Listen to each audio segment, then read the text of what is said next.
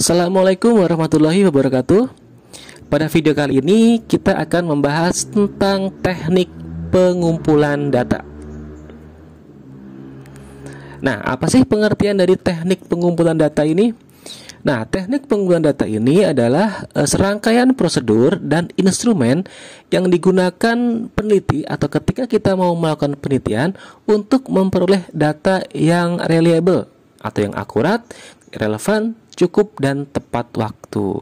Nah, seperti di video sebelumnya, ada beberapa teknik metode pengumpulan data yang sudah kita bahas tadi. Yang pertama ada observasi, ada interview, dan ada kuesioner. Nah, tapi sebelum kita membahas teknik metode pengumpulan data secara lebih dalam, ada baiknya kita lihat dulu prinsip pengumpulan data. Jadi ada 4 prinsip dalam pengumpulan data. Yang pertama, data-data yang digali atau dikumpulkan harus berdasarkan kondisi objektif dari lokasi penelitian. 1. Yang kedua, alat pengumpul data atau instrumen penelitian harus relevan dengan tujuan penelitian kita. Yang ketiga, pihak-pihak yang dihubungi atau yang kita sebut dengan sampel penelitian atau penelitian kuantitatif dan subjek penelitian pada penelitian kualitatif harus relevan dengan apa yang hendak diungkap. Sedangkan prinsip yang keempat adalah prinsip kerahasiaan. Semua data yang kita kumpulkan itu harus rahasia, ya. Kita harus bisa memegang rahasia dari para sampel atau orang yang kita teliti, gitu ya. Oke, kita kembali ke teknik penelitian. Ada 3 teknik atau metode. Yang pertama yang akan kita bahas adalah observasi, ya. Nah, observasi ini merupakan pengamatan atau inspeksi terhadap suatu objek atau kegiatan atau peristiwa atau bisa juga perilaku. Nah, biasanya dilengkapi dengan instrumen perekam data untuk memperoleh keterangan atau fakta yang natural, ya.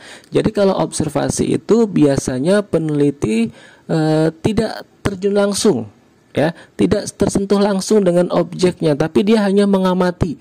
Misalnya kita mau mengamati perkembangan katak, kita mau mengamati perkembangan dan pertumbuhan manusia misalnya. Nah, itu kita hanya melakukan observasi saja, pengamatan saja. Nah, observasi diklasifikasikan berdasarkan peran penelitinya itu ada 2. Yang pertama ada observasi partisipasi, dan yang kedua ada observasi tak partisipasi. Nah, kalau observasi partisipasi, ini peneliti memainkan peran dan menjadi bagian dari tim kerja untuk batas waktu tertentu.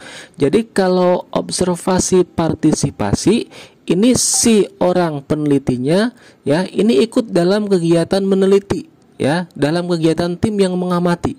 Tapi beda dengan observasi tak partisipasi. Nah, kalau pada bagian ini peneliti tidak melibatkan diri dalam kegiatan yang sedang diobservasinya, melainkan hanya mengamati dan mencatat atau hanya merekamnya, ya. Itu bedanya observasi berdasarkan peneliti. Jadi ada yang berpartisipasi dan ada yang tidak berpartisipasi. Nah, selanjutnya adalah kelebihan dan kelemahan teknik observasi, ya. Kelebihannya yang pertama, datanya lebih reliable dan bebas dari bias responden, ya. Yang kedua, lebih mudah mencatat atau merekam dampak dari pengaruh lingkungan terhadap hasil yang bersifat spesifik. Kemudian, kelebihan yang ketiga, kita lebih mudah diterapkan untuk mengobservasi kelompok subjek tertentu yang sulit diinterview atau diberi kuesioner, misalnya respon anak-anak atau subjek yang sibuk. Jadi kalau misalnya kita mau meneliti anak-anak atau sampelnya anak-anak atau orang yang sibuk, kemudian mereka tidak memiliki waktu untuk diinterview atau mengisi kuesioner, maka bisa kita lakukan dengan observasi, yaitu dengan pengamatan. Tapi ada kelemahannya. Yang pertama, peneliti memerlukan mekanis tambahan seperti kamera atau video dan harus hadir langsung di tempat observasi untuk waktu yang relatif lama, sehingga memerlukan biaya yang lebih mahal. Kemudian yang kedua, kegiatan observasi biasanya berjalan lambat, membosankan dan melelahkan, sehingga dikhawatirkan berpengaruh terhadap akurasi pencatatan atau perekaman. Nah, yang ketiga, jika rencana observasi bocor, nah, kekhususan atau perasaan atau ekspresi atau sikap dan perilaku nonverbal yang ditunjukkan oleh responden mungkin tidak menggambarkan keadaan yang sebenarnya. Bisa juga dibuat-buat sehingga hasil observasinya menjadi lebih bias ya. Nah, itulah kelebihan dan kelemahan ketika kita menggunakan teknik atau metode observasi untuk pengumpulan data. Kemudian metode yang kedua adalah interview. Nah, interview merupakan teknik pengumpulan data yang relatif lebih fleksibel, adaptif, kemudian mudah diadopsi dan diubah pertanyaannya seiring dengan berjalannya kegiatan pengumpulan data. Ya, jadi bisa dengan tatap muka atau via telepon atau online, tergantung kondisi atau tempat dari responden. Ya, jadi kalau interview kita sebagai peneliti nanti bisa bertanya secara langsung nih kepada narasumbernya. Ya. Kita bisa melakukan wawancara langsung, ya, itu interview ya. Nah, fungsinya untuk apa? Yang pertama, memperoleh informasi langsung dari responden yang kompeten mengenai faktor, aspek atau indikan atau kategori dari variabel-variabel yang diteliti guna melengkapi atau memperkuat paparan yang argumentatif dalam suatu penelitian kuantitatif. Kemudian, fungsi yang kedua, mendeskripsikan fenomena atau mengidentifikasi masalah spesifik untuk selanjutnya menganalisis dan menafsirkan data sehingga memperoleh jawaban atas pertanyaan penelitian ya untuk penelitian kualitatif. Nah, tipe interview ini ada dua. Yang pertama ada interview yang terstruktur. Ini dilakukan bila variabel yang memerlukan penelitian lebih lanjut telah teridentifikasi, di mana dalam pelaksanaannya terdapat satu set pertanyaan yang terfokus kepada faktor-faktor yang berhasil diidentifikasi melalui interview tidak terstruktur, ya, dan pertimbangan yang relevan atas masalah penelitian. Kemudian yang kedua adalah interview yang tidak terstruktur. Nah, ini bertujuan untuk mengangkat isu sebagai bahan untuk menentukan variabel yang harus diteliti lebih lanjut, di mana bentuk pertanyaannya disesuaikan dengan situasi dan level responden, sehingga persepsi responden mengenai topik yang diangkat sesuai dengan posisi atau kedudukannya. Demikian ya, itu adalah tipe dari interview. Jadi ada dua nih tipenya, ada yang terstruktur dan ada yang tidak terstruktur. Nah, kemudian kelebihan dan kelemahan ketika kita menggunakan metode interview. Yang pertama, kelebihannya lebih fleksibel, adaptif, dan mudah diubah pertanyaannya sesuai dengan kondisi narasumber yang kita tanya. Yang kedua, mudah mengklarifikasi keraguan, memastikan bahwa respon dapat dipahami dan mudah dalam mendeteksi jawaban yang bias melalui nada bicara dan bahasa tubuh responden ya dalam interview tatap muka tentunya. Tapi ada juga kelemahannya nih. Yang pertama, biayanya relatif mahal ya jika kita melakukan telepon atau online nih, bisa menghabiskan banyak kuota nih. Kemudian yang kedua, sekalipun dapat mendeteksi jawaban yang bias, tetapi faktanya tidak sedikit responden yang mampu menyembunyikan atau menutupi kebohongan atau kelemahan, bahkan kekurangannya sehingga data yang diperoleh masih berpotensi bias. Oleh karena itu, peneliti perlu meyakinkan dirinya dengan mengkombinasikan teknik interview dengan observasi guna memverifikasi data sehingga jawaban yang bias pada interview dapat disempurnakan melalui observasi ya. Jadi bisa menggabungkan dua metode ya, interview sama observasi. Nah, kemudian yang ketiga yang terakhir adalah kuesioner. Nah, ini merupakan instrumen pengumpulan data yang memuat satu set pertanyaan atau pernyataan tertulis yang diformulasikan melalui teknik scaling tertentu di mana responden memberikan atau mencantumkan jawabannya secara tertulis.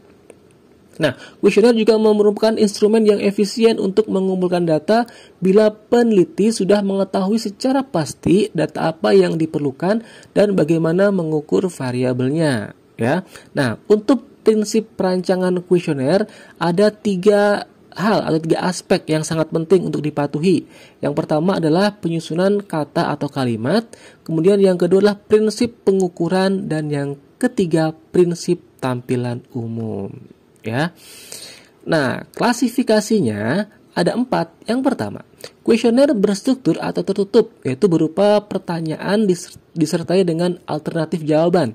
Jadi kalau kita memberikan kuesioner kepada sampel atau orang yang mau kita teliti, amati, kita kasih soalnya dengan alternatif jawabannya. Itu namanya kuesioner berstruktur. Kemudian kuesioner tidak berstruktur, ya. Kalau tidak berstruktur berarti responden bisa menjawab bebas, ya, tidak tergantung dengan pilihan yang kita kasih. Kemudian kuesioner kombinasi berstruktur dan tidak berstruktur. Nah, ini memberi jawaban alternatif, tetapi jika mungkin tidak ada jawaban dia yang ada di jawaban kita, maka dia bisa menggunakan jawaban dia sendiri. Nah, itu namanya kombinasi berstruktur dan tidak berstruktur.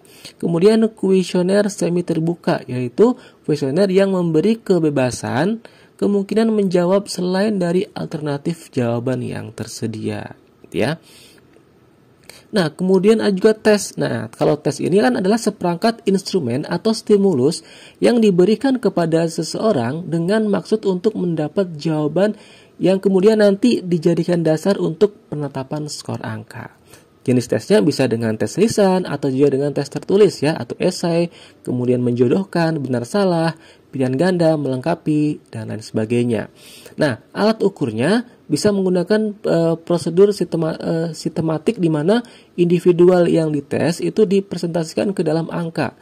Nah, tesnya dapat berupa psikologi, prestasi, atau intelijensi, ya. Nah, dari tadi kita membahas tentang pengumpulan data, tekniknya, metodenya, kelemahan dan kelebihan.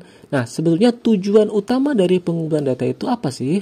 Nah, tujuan utama dari pengumpulan data itu adalah ditunjukkan sebagai kegiatan untuk menggali fenomena, informasi, data lapangan, atau objek penelitian sebagai dasar empiris dalam analisis data dan penarikan kesimpulan penelitian kita.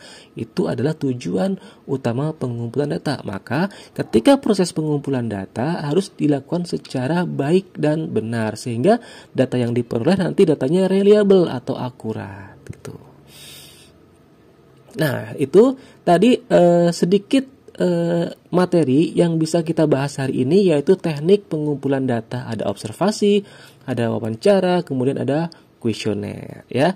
Sekian video dari kami, mudah-mudahan bermanfaat. Terima kasih. Assalamualaikum warahmatullahi wabarakatuh.